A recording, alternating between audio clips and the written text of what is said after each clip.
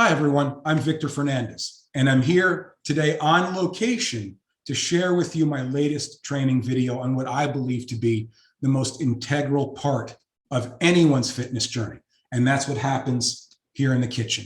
Because let's face it, we've heard this many times before. You can't outwork a bad diet.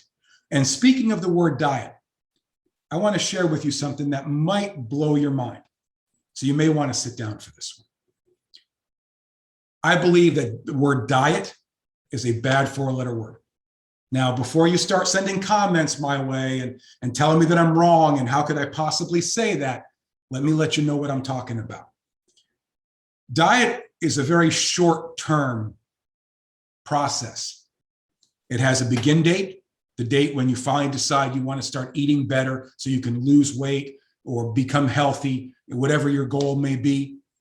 And it has a specific end date, when you reach your goal weight, for example. This isn't what we're doing here. This is a lifestyle. This is a lifestyle change that you're taking control of now. Because frankly, once you've reached your goals, whether it's to lose 30 pounds, 50 pounds, build muscle, whatever it is, the journey doesn't end. It doesn't end there. It continues. It may change, it may, adjust and tweak a little bit, but it continues. It goes on, let's face it, for the rest of your life. I started my fitness journey about a dozen years ago, and that includes making sure I'm eating properly. And I'm still on it. I will continue to be on it for the rest of my life because it's become a part of my life, hence the term lifestyle change. So, but here's how you go about doing it. And it's another four-letter word. KISS, which stands for keep it simple, you know the rest, okay? And what I mean by that is if you make it easy, if you make it manageable, and you make it sustainable, there's a pretty good chance you're going to succeed, and not just succeed in reaching your goal, but succeed long-term in developing a part of your life that's going to keep you happy and healthy for the rest of your life. So how do you go about doing that? Begins with just what you see here, assessing what you eat. We've got a few examples of good and bad here. I got, certainly the fruits that I like. I love fruits and vegetables. But to give you an example of the things that I would eat, or all of you may eat as well. You want to take stock of your diet. You want to see what's healthy. And I guarantee you there's healthy things in there. I guarantee you that. Keep those in. If you like them, because you're eating them, you must like them, keep them in there. Now let's take the less healthy options in your diet. What do we do there? Let's find healthy alternatives. Now, are we getting rid of those less healthy options for good? No. You got to indulge every once in a while. I know I do. But we have to find those healthier options that you're going to enjoy that you can add into your diet and basically not skip a beat, go right from there. So what happens next? So now you've decided, all right, here's what I'm eating. Here's what my diet's going to consist of. Now we got to really focus on portion size. And let's face it, when we try to eyeball things, we tend to overestimate. I'll be honest with you. I've gone back to meal prepping, also weighing. Let me show you my scale here, okay? I've gone to those lengths because I was eyeballing for quite a long time, and I think I was getting overestimating a little bit. We're all guilty of doing that from time to time. Now, am I saying you need to go weigh everything and be that meticulous? No, not unless you want to. What I am saying is you truly have to watch your portion size. So here's a real simple way to do that. Take a salad plate, kid's plate, whatever you want to call it, and use that. Whatever you're eating goes on that plate. If it sticks out over the end of the plate, gets cut off and put aside. You're not eating that part. So if you want a slice of pizza, if that pizza hangs over the side, the portion that hangs over the side gets cut off. That way, it's a great way to become self-aware of just how much you're putting into your body. Okay, so that's a key aspect of it. All right, so what do we want to do next? All right, now we're going to focus on what types of foods we should be putting into our diet as well, specifically our proteins, carbs, and fats, which takes me to the one most controversial aspect of those three things. And that's another four-letter word that a lot of people think is bad, and that's carb. And I'm here to tell you today, carbs are not bad. Carbs in and of themselves do not make you gain weight. They don't make you fat. Overeating makes you fat. Unhealthy choices, unhealthy food choices make you gain weight. Being sedentary day after day after day, sitting at a desk and not getting any real good exercise. Those are the things that cause you to gain weight, not carbs by themselves. Okay. Carbs need to be a part of your diet. That's the fuel that your body needs to be able to function on a daily basis, whether it's chasing your kids around, going to work, going to the grocery store, or exercising. Your body needs carbs to function. And it also, and with the carbs that you put into your system and the body using that as fuel, it leaves the protein you take in, those lean meats, the chickens, the fishes, all that help, first of all, make you feel fuller, make you satisfied faster and longer, but also what your muscles need to continue building that lean muscle. That's what we're looking for, because the more lean muscle we can build, the more fat that burns.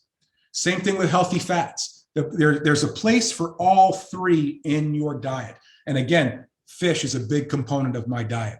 Those healthy fats, the omega-3s, all those fancy names that we're not going to really get into today.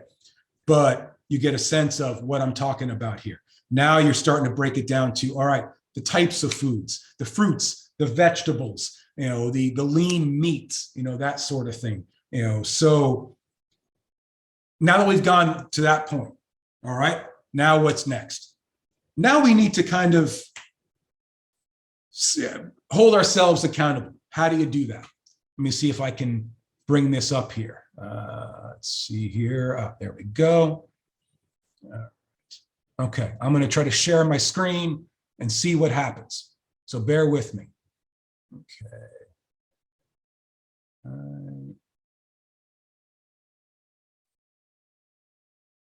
There we go. All right. There we go. Took a second, but now we're good. All right. What you see here is the MyFitnessPal software. You also can download it as an app as well. Now, there's a million of them out there. MyFitnessPal, Lose It, .fit. There's a bunch of them out there. You want to figure out the one that works best for you. I'm showing you MyFitnessPal, and specifically MyFitnessPal profile. This is my nutritional plan right there in front of you. I'm showing you this one because this is the one I use, and this is the one that all my clients use. So it's the one that, to be honest, it's probably the most popular, probably the most, the ones that people know the best, they're most comfortable with. I went with this because people tend to know this one more so than the others. But either way, no matter which one you pick, you want to start tracking what you eat. That first week, here's what I want you to do. That first week, don't change a thing about your diet. Not one thing. I want you to honestly eat the way you've been eating all along. But I want you to track it. Your food, your water, your beverages, whatever you take in during that 7-day period, I want you to chart it and be honest, because it won't work unless you're 100% brutally honest, even if it doesn't look good. Okay, especially if it doesn't look good. Chart it for a week. That's at the end of that week, I guarantee you're going to have that aha moment. You're going to become much more self-aware of what you're putting into your body and what changes you need to make. That's what we're trying to do here. Make you more self-aware of what's going on to make sure that then that way you know how to make the appropriate changes to your eating plan, to your nutritional plan moving forward. At that point, once you've discovered, all right, let's just say for argument's sake that you're overeating. So I'm going to go ahead and stop. You're welcome to take a look at this. But I'm going to go ahead and stop the screen there for a second so I can get back to talking to all of you again. Once you do that, you need to start tracking. You need to start tracking with the changes. How you do that is you figure out what your caloric intake needs to be. Now, if you need some help with that, reach out to me. I'm more than happy to help you with that. Most people tend to start around 2,000 calories. It's a pretty safe round number. And then what they want to do is cut back a little bit from there. Do not cut drastically. Do not cut 1,000, 1,500 calories out of your diet. And trust me, I've seen that happen. I've had people tell me that's what they do. Do not do that. So let's just say, for argument's sake, take mine. Mine was 2,300 and some odd calories, 2,375, I think it was. That's what I need to, that's what I need to maintain my current weight. Now, let's say I wanted to lose some weight. I might knock 200-300 calories off that. So maybe now I'm at 2175 or 2075, somewhere in there.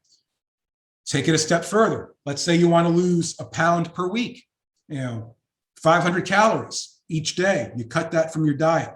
500 times 7, 3,500 calories. 3,500 calories equals 1 pound.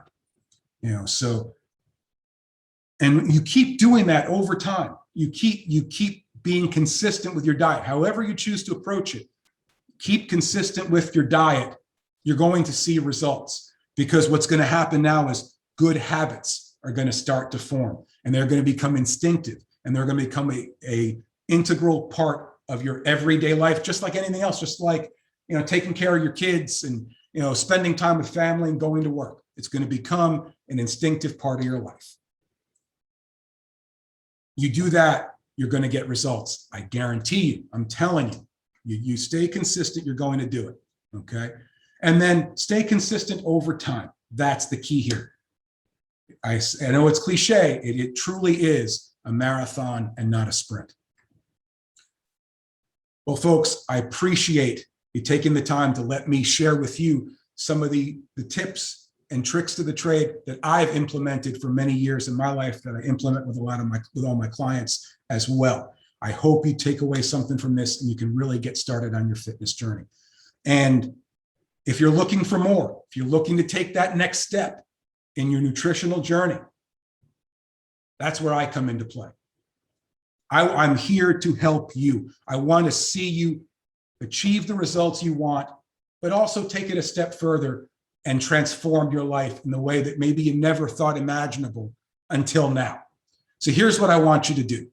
If you're truly interested in taking that next step and partnering up with me, and we're going to work together, I want you to claim one of those spots in my 3-month or 6-month comprehensive fitness programs, which features a custom designed fitness and nutritional plan and the accountability and the mindset coaching that, let's face it, that we all need, that I needed back in the day to conquer the challenges that I faced for far too long. Because ultimately, once you conquer those challenges, you've cleared the path to reach the goals that you want to reach. So I'm telling you, it's worth every second of your time. It's worth every ounce of effort. So here's what I'm going to do. I'm going to drop a link to my plan in the comments section below. All you have to do is click on it, fill out the information, and schedule your one-on-one training call with me. It's going to be you and me. We're going to focus on what you need to do, what we need to do together to make this happen for you. I'm telling you, it's worth the time, and it's absolutely free call. No obligation whatsoever. In the meantime, if you're still thinking about it a little bit, drop me a comment in this section below and let me know what your diet's like. What are some of the challenges that you face from a nutritional perspective, and what's kept you from reaching your goals? I'm always interested in hearing what you have to say, and I'm always willing to help. In the meantime, though, I hope you all have a great day, a great week, and I will talk to you all soon.